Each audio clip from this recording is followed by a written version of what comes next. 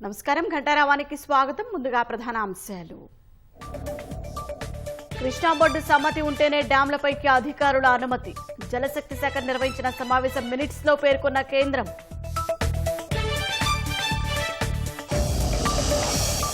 శ్రీశైలం సాగర్ల అవుట్లెట్లను అప్పగిస్తామని హామీ ఇవ్వలేదు.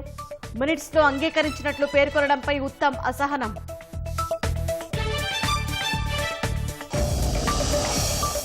ప్రపంచ సమస్యలకు ప్రజాస్వామ్యమే పరిష్కార మార్గం.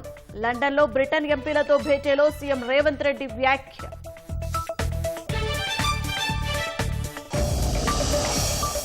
అయోధ్యలో 5వ రోజుకు చేరిన సంప్రదాయ ఆచార క్రతువులు. గర్భగుడిని సరయూ నది పుణ్యజలాలతో శుద్ధి చేయనున్న పూజారులు. చంద్రుడి ఉపరితలంపై లూనార్ ల్యాండర్ను దించిన జపాన్. వ్యోమనౌకను సాఫ్ట్ ల్యాండింగ్ చేసిన 5వ దేశంగా రికార్డు.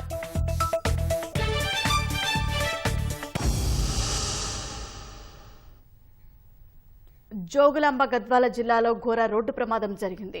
జమ్మిచేడు సమీపంలో వేగంగా దూసుకొచ్చిన కారు డివైడర్ను ఢీకొట్టింది. ఈ ప్రమాదంలో 3 అక్కడికక్కడే ప్రాణాలు కోల్పోయారు. మరో 3 తీవ్రంగా గాయపడ్డారు.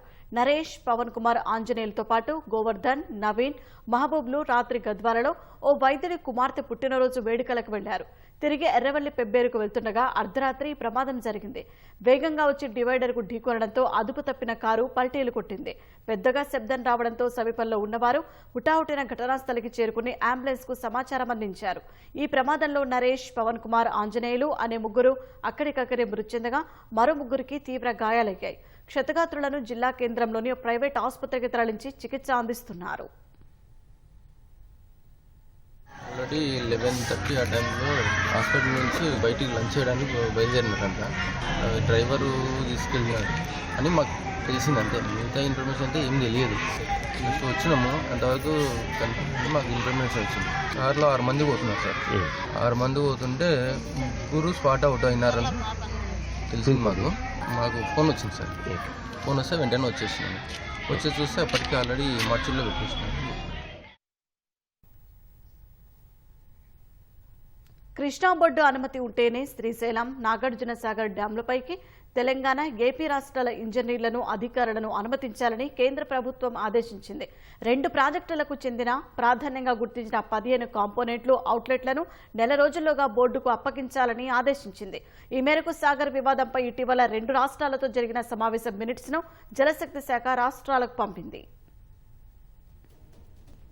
శ్రీశైలం, నాగార్జున సాగర్ ప్రాజెక్టులకు చెందిన ప్రాధాన్యంగా గుర్తించిన 15 కంపోనెంట్లు, అవుట్లెట్లను నెల రోజుల్లోగా కృష్ణానది యాజమాన్య బోర్డు స్వాధీనం చేసేందుకు తెలంగాణ, ఆంధ్రప్రదేశ్ రాష్ట్రాలు అంగీకరించినట్లు కేంద్ర ప్రభుత్వం స్పష్టం చేసింది. ఈ నెల 17వ తేదీన ఢిల్లీలో కేంద్ర జలవనరుల శాఖ కార్యదర్శి దేబశ్రీ ముఖర్జీ ఆధ్వర్యంలో జరిగిన సమావేశం మినిట్స్ లో ఈ విషయాన్ని స్పష్టంగా పేర్కొన్నారు. విస్తృత చర్చల అనంతరం 2 రాష్ట్రాలు పరస్పర అంగీకారం తెలిపినట్లు స్పష్టం చేశారు. శ్రీశైలం, నాగార్జున సాగర్ ప్రాజెక్టులకు చెందిన 15 కాంపోనెంట్లను నెల రోజుల్లోగా కేఆర్ఎంబీకి అప్పగించాలని ఆదేశించింది.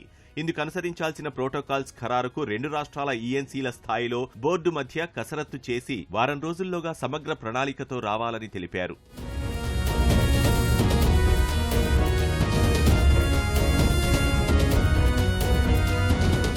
నాగార్జున సాగర్ డ్యాం వద్ద సీఆర్పీఎఫ్ పోలీసుల పటిష్ట నిఘా కొనసాగించాలని, బోర్డు అనుమతి తర్వాతే తెలంగాణ, ఆంధ్రప్రదేశ్కు చెందిన ఇంజనీర్లు, అధికారులను డ్యాం సైట్ వద్దకు అనుమతించాలని కేంద్ర రిజర్వు బలగాలను కేంద్ర ప్రభుత్వం ఆదేశించింది. సాగర్కు ముఖ్యమైన మరమ్మతుల పనులు తమ వైపు చేపట్టేందుకు 2 రాష్ట్రాలకు బోర్డు అనుమతించవచ్చని తెలిపారు. తెలంగాణ, ఆంధ్రప్రదేశ్ 2 రాష్ట్రాలు కృష్ణానది యాజమాన్య బోర్డుకు వెంటనే నిధులను విడుదల చేస్తాయని మినిట్స్ లో పేర్కొన్నారు. 17వ తేదీన జరిగిన సమావేశ నిర్ణయాలను సమీక్షించేందుకు పక్షం రోజుల్లో మరోమారు సమావేశం కానున్నట్లు తెలిపారు.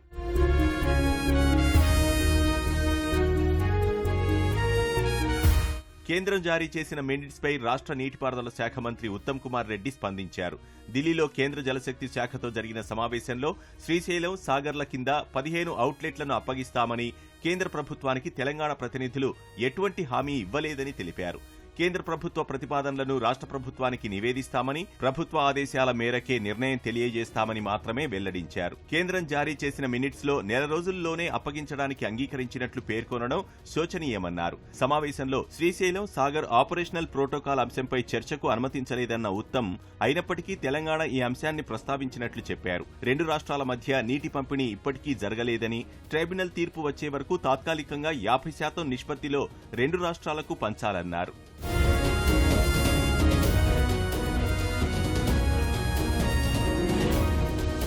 ప్రాజెక్టుల అప్పగింతకు సంబంధించిన అంశాలను అపెక్స్ కౌన్సిల్ కు నివేదించాలని సమావేశంలో తెలంగాణ స్పష్టం చేసినట్లు ఉత్తమ్ కుమార్ రెడ్డి వివరించారు. అపెక్స్ కౌన్సిల్ ఆమోదం పొందిన తర్వాతనే అప్పగింతపై నిర్ణయం తీసుకోవాలని తెలంగాణ కోరగా మినిట్స్ లో మాత్రం తెలంగాణ అంగీకరించినట్లు పేర్కొనడం సమంజసం కాదన్నారు. రాష్ట్ర అభ్యంతరాలను కేంద్ర ప్రభుత్వానికి నివేదిస్తామన్న ఉత్తమ్ ఈ విషయాలపై మాజీ మంత్రి హరీష్ రావు చేసిన ఆరోపణలన్నీ నిరాధారమైనవన్నారు. ప్రాజెక్టుల నిర్వహణకు సంబంధించి ఆపరేషనల్ ప్రోటోకాల్స్ సంపూర్ణంగా తెలంగాణకు ఆమోదయోగ్యంగా ఉంటేనే అప్పగింతకు అంగీకరిస్తామని స్పష్టం చేశారు. ఈ విషయంలో ప్రభుత్వంపై హరీష్ రావు అనుమానపడాల్సిన అవసరం లేదని చెప్పిన మంత్రి తెలంగాణ ఇచ్చిన కాంగ్రెస్ రాష్ట్ర ప్రయోజనాలను కాపాడే విషయంలో ఎప్పుడూ ముందుంటుందన్నారు. రాష్ట్ర ప్రభుత్వం రుణాల ద్వారా ఈ వారం 1000 కోట్ల రూపాయలు సమీకరించుకోనుంది. గత వారం 2000 కోట్లు అప్పుగా పొందిన ప్రభుత్వం ఈ వారం 1000 కోట్లు తీసుకునేందుకు సిద్ధమైంది. ఈ మేరకు రాష్ట్ర ఆర్థిక శాఖ బాండ్లను జారీ చేసింది. 22 ఏళ్ల కాలానికి జారీ చేసిన బాండ్లను ఆర్బీఐ మంగళవారం వేలం వేయనుంది. కాంగ్రెస్ ప్రభుత్వం అధికారంలోకి వచ్చిన తర్వాత ఇప్పటి వరకు 3400 కోట్లు రుణాల ద్వారా సమీకరించుకున్నారు. తాజా అప్పుతో ఆ మొత్తం 4400 కోట్లకు చేరనుంది. ప్రపంచం ఎదుర్కొంటున్న సమస్యలకు ప్రజాస్వామ్యమే పరిష్కారమని ముఖ్యమంత్రి రేవంత్ రెడ్డి పేర్కొన్నారు. లండన్లోని 1000 ఏళ్ల క్రితం నాటి చరిత్రాత్మక వెస్ట్ మినిస్టర్ ప్యాలెస్లో సీఎం రేవంత్ రెడ్డి భారతీయ మూలాలు ఉన్న బ్రిటిష్ ఎంపీలతో సమావేశమయ్యారు. భారత్ బ్రిటన్ మధ్య బలమైన బంధం ప్రజాస్వామ్యమేనని సీఎం అన్నారు. ప్రపంచం ఎదుర్కొంటున్న హింస, ఉగ్రవాదం, హక్కుల హరణ వంటి సవాళ్ల విరుగుడుకు ప్రజాస్వామ్యాన్ని పటిష్టం చేయటమే పరిష్కారమని రేవంత్ రెడ్డి అభిప్రాయపడ్డారు. సామాన్య రైతు బిడ్డనైన తాను ప్రజాస్వామ్యం వల్లనే సీఎం స్థాయికి చేరుకున్నట్లు రేవంత్ రెడ్డి పేర్కొన్నారు. భారత్లో బ్రిటిష్ పాలనకు వ్యతిరేకంగా కాంగ్రెస్ పార్టీ పోరాడిందని, మహాత్మాగాంధీ ఎంచుకున్న సత్యం, అహింస, న్యాయ పోరాటమే ఇప్పటికీ 2 దేశాలకు మార్గదర్శకమన్నారు.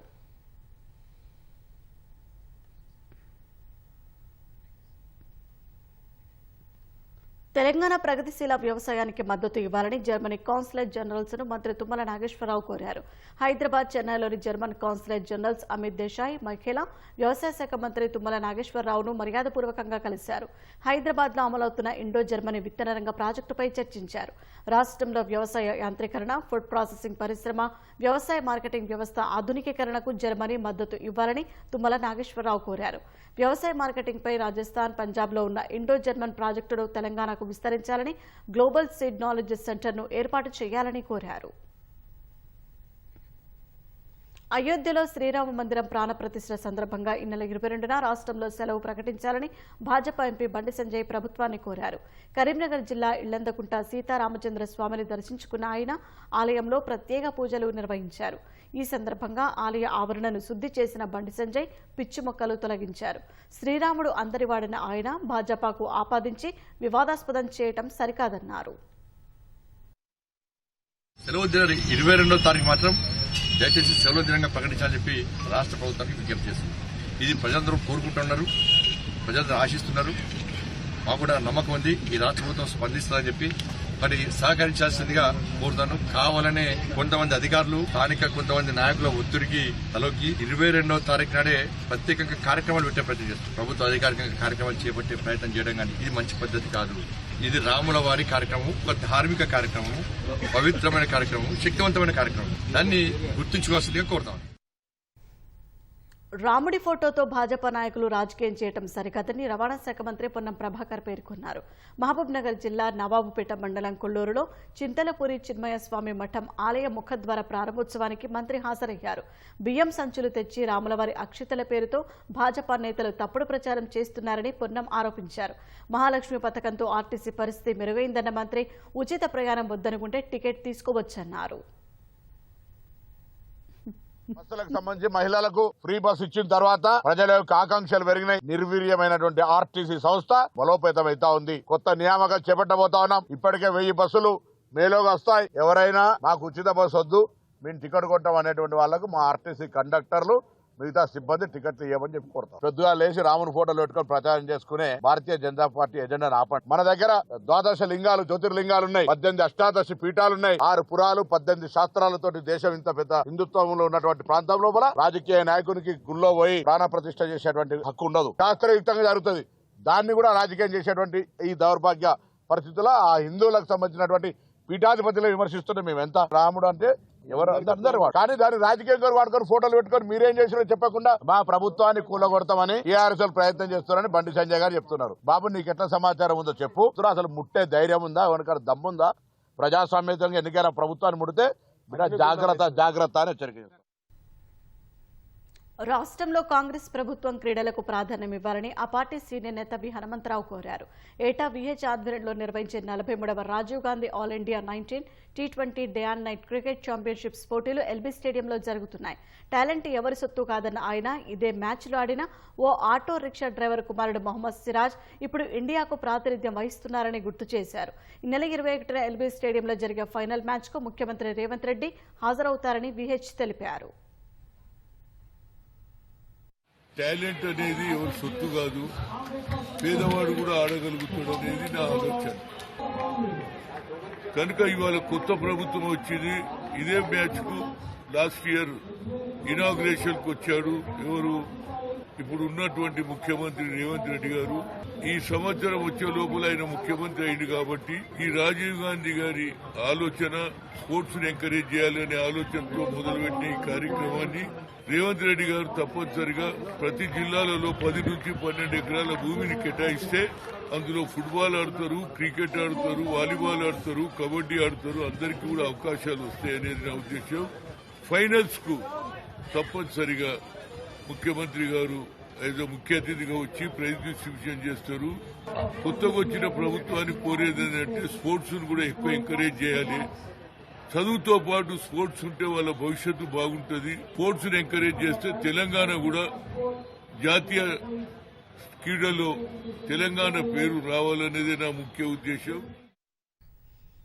జాతీయ ఓటరు దినోత్సవం సందర్భంగా ఈ నెల 25న రాష్ట్ర వ్యాప్తంగా అవగాహన కార్యక్రమాలు నిర్వహించాలని రాష్ట్ర ఎన్నికల ప్రధాన అధికారి వికాస్ రాజ్ ఆదేశించారు. ఆ రోజున ఉదయం 9 గంటలకు JNTUHలో జరగనున్న కార్యక్రమానికి గవర్నర్ తమిళసై ముఖ్య అతిథిగా హాజరవుతారన్నారు. జాతీయ ఓటరు దినోత్సవం నిర్వహణపై వివిధ శాఖలతో సీఓ వికాస్ రాజ్ సన్నాహక సమావేశం నిర్వహించారు. రాబోయే పార్లమెంటు ఎన్నికల్లో ప్రతి ఒక్కరూ ఓటు హక్కును వినియోగించుకునేలా అవగాహన కల్పించాలని తెలిపారు. ఓటర్ల జాబితాలో పేర్ల నమోదుపై బూత్ల వద్ద రేపు ఎల్లుండి 2వ విడత ప్రచారం నిర్వహించాలని రాష్ట్ర ఎన్నికల ప్రధాన అధికారి వికాస్ రాజ్ ఆదేశించారు. హైదరాబాద్ లో పర్యాటక ప్రాంతాలు వినోద కార్యక్రమాలకు చేరి మహిళలను వేధించిన 39 మంది ఆకతాయిలపై షీ టీమ్స్ పోలీసులు కేసులు నమోదు చేశారు. అధిక సంఖ్యలో ప్రజలు వచ్చే చోట వేడుకలు జరిగే ప్రాంతాల్లో షీ టీమ్స్ మఫ్టీలో నిఘా ఉంచాయి. Numaish, Charminar, Afzalgunj bus stop, parade grounds, kite festival, people's plaza తదితర ప్రాంతాల్లో మహిళలు యువతుల పట్ల అసభ్యంగా ప్రవర్తిస్తున్న పోకిరీలను పోలీసులు రెడ్ హ్యాండెడ్ గా పట్టుకున్నారు. వారి వికృత చేష్టలను వీడియోలు తీసి న్యాయస్థానంలో సాక్ష్యాలుగా ప్రవేశపెట్టారు. నిందితుల్లో 10 మందికి 3 రోజుల జైలు శిక్ష, 250 రూపాయల జరిమానాను కోర్టు విధించింది. మరో 3 మందలించింది. నగరంలో ఇంటా బయట ఎదురయ్యే వేధింపులపై డయల్ 100 ద్వారా ఫిర్యాదు చేయాలని మహిళా భద్రతా విభాగం డీసీపీ కవితాధార సూచించారు.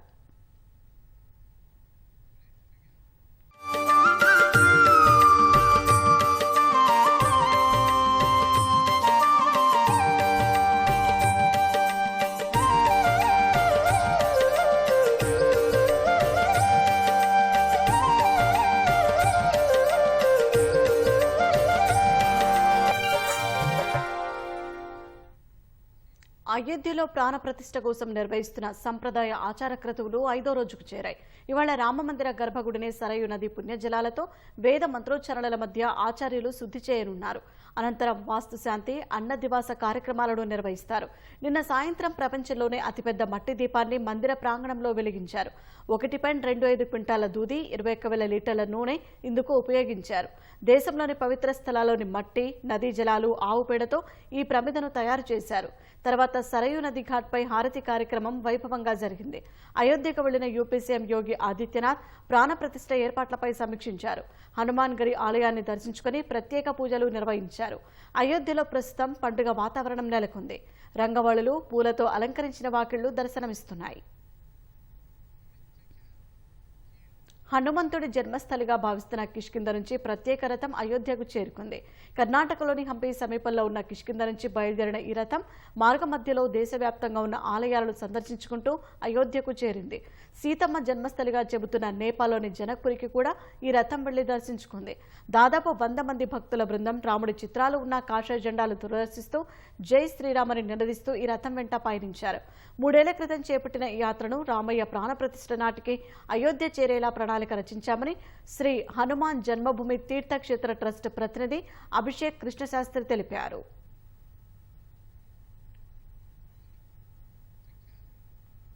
రామమందిరం ప్రారంభోత్సవం కోసం అయోధ్య నగరం ముస్తాబవుతోంది.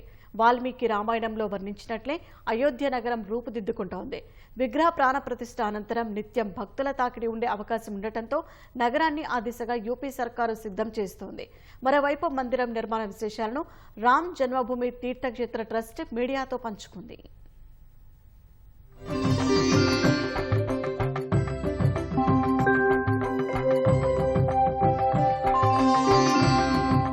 రామమందిర ప్రారంభ సుముహూర్తం దగ్గరపడ్డ వేళ అయోధ్య నగరం ఆధ్యాత్మిక శోభ సంతరించుకుంటోంది. ఇప్పటికే ఎయిర్పోర్టు, రైల్వే స్టేషన్ను ఆధ్యాత్మికత ఉట్టిపడేలా నిర్మించిన ప్రభుత్వం ప్రధాన కూడళ్లు, రహదారుల సుందరీకరణ పనులను పూర్తి చేస్తోంది. అయోధ్యకు వచ్చే యాత్రికుల సంఖ్య పెరిగినట్లు గణాంకాలు చెబుతున్నాయి. ఆలయానికి వెళ్లే రహదారికి ఇరువైపులా సూర్యస్తంభాలు అనే పిల్లర్స్ ను అలంకరించారు.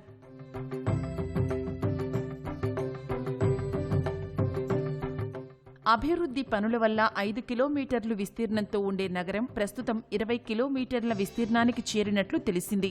అయోధ్యలోని వ్యాపార సముదాయాలు యాత్రికులతో కిటకిటలాడుతుండటంతో పండగ వాతావరణం నెలకొంది. రామాయణంలో వాల్మీకి వర్ణించిన అయోధ్య ఎలా ఉండేదో ఆ విధంగా శాశ్వతమైన నిర్మాణాలు చేపట్టేందుకు కృషి చేస్తున్నట్లు అధికారులు చెబుతున్నారు.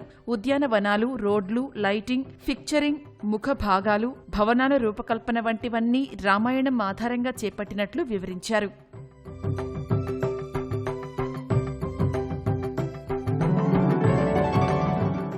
అయోధ్యలోని చూడాల్సిన చారిత్రక పలను ప్రభుత్వం పునరుద్ధరిస్తోంది. దశరథుని సమాధి, సీతామహల్, తీన్ కలాస్ ఆలయం వంటి వాటిలో పునరుద్ధరణ పనులు జరుగుతున్నాయి.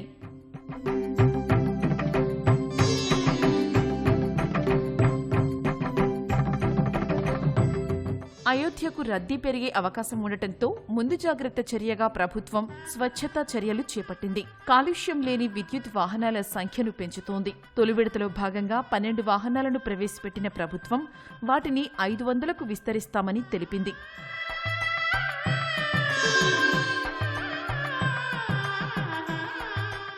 మరోవైపు రామాలయ విశేషాలను జన్మభూమి తీర్థక్షేత్ర వెల్లడించింది.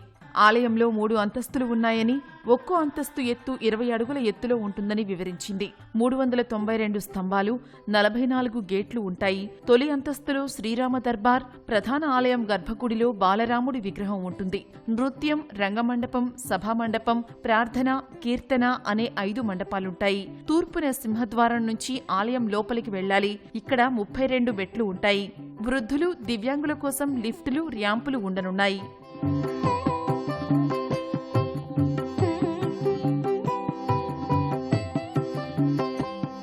ఆలయం చుట్టూ దీర్ఘ చతురస్రాకారంలో ద్రావిడ శైలిలో లాగా 732 మీటర్ల పొడవుతో గోడ ఉండటం గమనార్హం. ఆలయంలో 4 మూలల్లో సూర్యుడు, భగవతి, గణపతి, శివుడికి 4 ఉపాలయాలు ఉన్నాయి. ఆలయం నిర్మాణంలో ఎక్కడా ఇనుము ఉపయోగించడం లేదు. ఆలయం కింద 14 మీటర్ల మందంతో రోలర్ కాంపాక్టు కాంక్రీట్ వేశారు. తేమ నుంచి ఆలయానికి రక్షణగా గ్రానైట్తో 21 అడుగుల ఎత్తైన పునాది నిర్మించారు. మురుగునీరు, అగ్నిమాపక వ్యవస్థ, విద్యుత్ సబ్స్టేషన్ను ఆలయ కాంప్లెక్స్లోనే నిర్మిస్తున్నారు. 25,000 మంది సామర్థ్యం కలిగిన ఫెసిలిటీ సెంటర్ ఏర్పాటు జరుగుతోంది.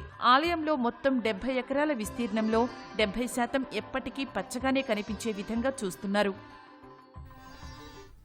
మర్యాద పురుషోత్తముడు శ్రీరాముడిపై ఉన్న అచంచల భక్తిని ఓ సాధువు వినూత్న రీతిలో చాటుకుని ఆశ్చర్యానికి గురిచేశారు.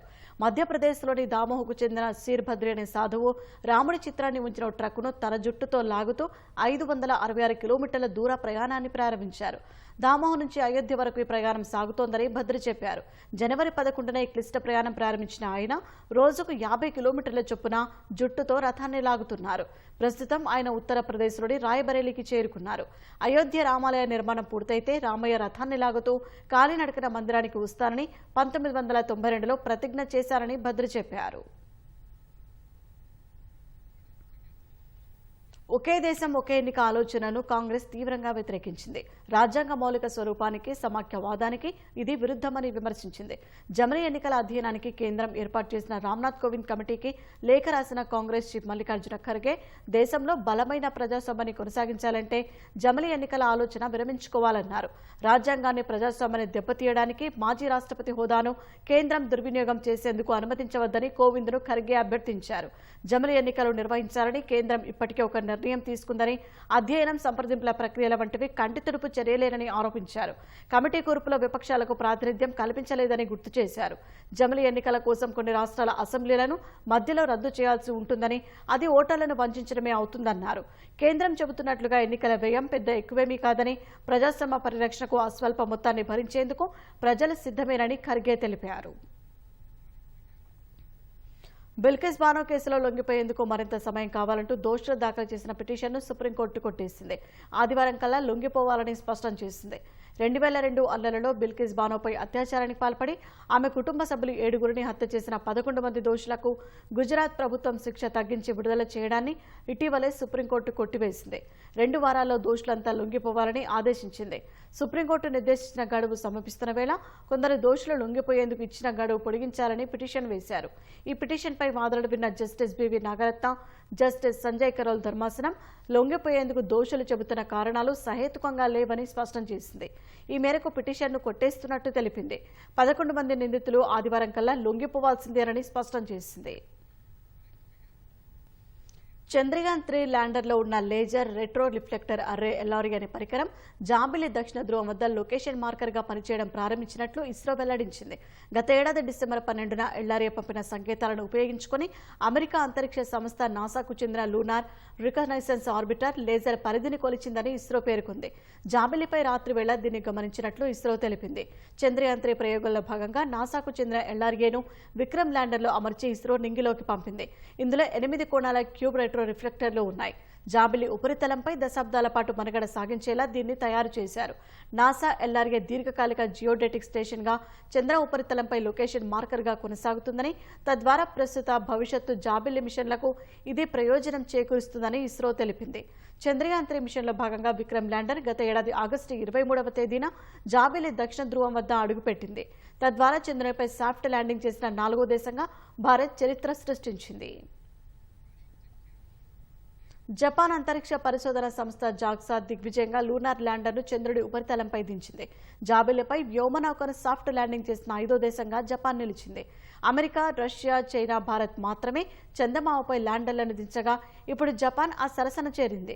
Smart lander for investigating moon slim అనే ఈ తేలికపాటి వ్యోమనౌక శుక్రవారం రాత్రి 8 గంటల 50 నిమిషాలకు జాబిల్లిపై దిగింది. 2 రోవర్లు చందమామపై దిగాయని, వాటి నుంచి డేటా భూమికి అందుతోందని జపాన్ శాస్త్రవేత్తలు వెల్లడించారు. అయితే ప్రస్తుతం బ్యాటరీలపైనే ఆధారపడి స్లిమ్ పనిచేస్తున్నట్లు శాస్త్రవేత్తలు గుర్తించారు. ల్యాండర్లోని సౌర ఫలకాల్లో ఇబ్బంది తలెత్తి ఉండటమే దీనికి కారణమని భావిస్తున్నారు. ఫలితంగా ఇది పూర్తిస్థాయి విజయమేనా అన్న దానిపై సందిగ్ధం నెలకొంది. గతేడాది సెప్టెంబర్లో స్లిమ్ నింగిలోకి పయనమైంది. ఈ ప్రయోగం ద్వారా సరికొత్త ల్యాండింగ్ పరిజ్ఞానాన్ని జపాన్ పరీక్షిస్తోంది. అనుకున్న ప్రాంతంలో అత్యంత ఖచ్చితత్వంతో దిగడానికి ఈ సాంకేతికత తోడ్పడుతుంది. ఈ టెక్నాలజీ సాఫీగా పనిచేసిందా, నిర్దేశిత ప్రాంతంలోనే వ్యోమనౌక దిగిందా అన్నది ఇంకా వెల్లడి కాలేదు. పాకిస్తాన్, ఇరాన్ మధ్య చెలరేగిన ఘర్షణ చల్లారింది. ఇరు దేశాల మధ్య నెలకొన్న ఉద్రిక్త పరిస్థితులు తగ్గించడంతో పాటు ఉగ్రవాదంపై పోరులో పరస్పరం సహకరించుకోవాలని పాక్, ఇరాన్ నిర్ణయించాయి. ఈ విషయమై ఇరాన్ విదేశాంగ మంత్రి హోసేన్ అమీర్, పాక్ విదేశాంగ మంత్రి జలీల్ అబ్బాస్ జిలానీ మధ్య ఫోన్లో చర్చలు జరిగినట్లు పాకిస్తాన్ ప్రభుత్వం ప్రకటించింది. పరస్పర విశ్వాసం, సహకార స్ఫూర్తితో తమతో కలిసి పనిచేయాలని ఇరాన్ కోరినట్లు వెల్లడించింది. అదే సమయంలో ఇతర దేశాల ప్రాదేశిక సమగ్రత, సార్వభౌమాధికారంపై గౌరవాన్ని బలపరచాలని ఇరాన్కు సందేశం ఇచ్చినట్లు పేర్కొంది. తమ భూభాగాల్లో ఉండి ఇతర దేశాలపై దాడులకు తెగబడుతున్న ఉగ్ర సంస్థలను భూస్థాపితం చేయాలని పరస్పరం నిర్ణయం తీసుకున్నట్లు పాక్ తెలిపింది. ఇరు దేశాల రాయబారులు కూడా తిరిగి వచ్చే విషయంపైన చర్చలు జరిగినట్లు సమాచారం. ఇటీవల పాక్లోని బలూచిస్తాన్లోని జైష్ అల్ ఆదిల్ ఉగ్రవాదుల లక్ష్యంగా ఇరాన్ దాడి చేసింది. దాడిని తీవ్రంగా ఖండించిన పాక్ ఇరాన్ భూభాగంలోని ఉగ్రముఖుల లక్ష్యంగా దాడులు చేసింది. రష్యాపై ఉక్రెయిన్ డ్రోన్ దాడులను కొనసాగిస్తోంది. తాజాగా పశ్చిమ రష్యాలోని క్లెన్సీ పట్టణంలో చమురు నిల్వ కేంద్రంపై డ్రోన్ దాడి చేసింది. ఈ ప్రమాదంలో 4 చమురు ట్యాంకులకు మంటలు అంటుకోవడంతో కాలి బూడిదయ్యాయి. ప్రమాదం ధాటికి చమురు ట్యాంకుల నుంచి అగ్నికీలలు ఎగిసిపడ్డాయి. పరిసర ప్రాంతాల్లో దట్టమైన పొగ అలుముకుంది. ట్యాంకుల్లో 16 లక్షల మిలియన్ గ్యాలన్ల చమురు ఉన్నట్లు అధికారులు తెలిపారు. క్లిన్సీ పట్టణం ఉక్రెయిన్ సరిహద్దుకు 60 కిలోమీటర్ల దూరంలో ఉంది. డ్రోన్ను తమ గగనతల రక్షణ వ్యవస్థ అడ్డుకున్నా పేలుడు పదార్థాన్ని మాత్రం జారవిడిచిందని ఆ ప్రాంత గవర్నర్ తెలిపారు. ఈ ప్రమాదంలో ఎవరికి గాయాలు కాలేదని వెల్లడించారు. ఇదే చమురు నిల్వ కేంద్రంపై ఉక్రెయిన్ గతేడాది కూడా దాడి చేసింది. రష్యాపై డ్రోన్ దాడులను తీవ్రతరం చేస్తామని ఇప్పటికే ఉక్రెయిన్ అధ్యక్షుడు జెలెన్స్కీ ప్రకటించారు. అందుకు అనుగుణంగానే తాజా దాడులు జరుగుతున్నట్లు తెలుస్తోంది. ఈశాన్య అమెరికాలోని అనేక నగరాల్లో మంచు వర్షం కురుస్తోంది. న్యూయార్క్ రాష్ట్రంలోని రోచెస్టర్ నగరంలో ఓ విమానం టాక్సీవే నుంచి పక్కకు వచ్చి మట్టిలో కూరుకుపోయింది. లోహ విహంగాన్ని తిరిగి టాక్సీవేపైకి చేర్చేందుకు విమానాశ్రయ సిబ్బంది శ్రమిస్తోంది. ప్రతికూల వాతావరణం నేపథ్యంలో సహాయక చర్యలకు ఆటంకం కలుగుతోంది. ఈగల్ ఎయిర్లైన్స్ కు చెందిన విమానం ఫిలడెల్ఫియా నుంచి రోచెస్టర్ విమానాశ్రయంలో ల్యాండ్ అయిన సమయంలో ఈ ఘటన జరిగింది. ఈ ప్రమాదంలో ఎవరికీ గాయాలు కాలేదని అధికారులు తెలిపారు.